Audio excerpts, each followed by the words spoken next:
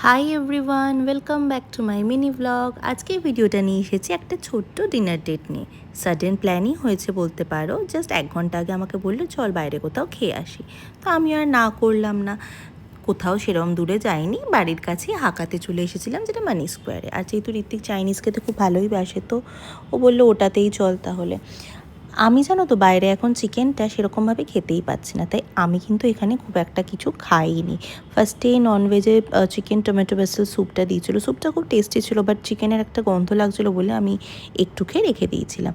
দেন এখানে বেশ কিছুই ছিল, চিকেন সুইমুই, ড্রামস অফ হেভেন, তারপরে ওয়েফার্স, কিমচি স্যালাড। আমি ওই কিমচি স্যালাডের ওয়েফার্সই না অনেকটা খেয়ে নিয়েছি, কারণ আমার না ওয়েফার্সটা খেতে খুব মজা লাগছিলো।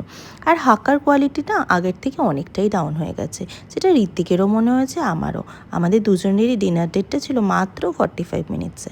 হ্যাঁ, ওর বেশি কেউই আমরা থাকিনি। দেন আমাদের দুজনেরই খাওয়া দাওয়া মনে হয়েছিল যে না, আর পারছি না, এবার আমাদের চলে যাওয়াই ভালো। এখানে দেখতে পাচ্ছ যে আমি ওয়েফার্স কীরকমভাবে চেয়ে নিয়ে আসছিলাম। আর এখানে দেখো দর্শন দিয়ে যে ডেজার্ট প্লেটটা নিয়েছি, আইসক্রিমস, ব্রাউনি, পেস্ট্রি, অনেক কিছু ছিল।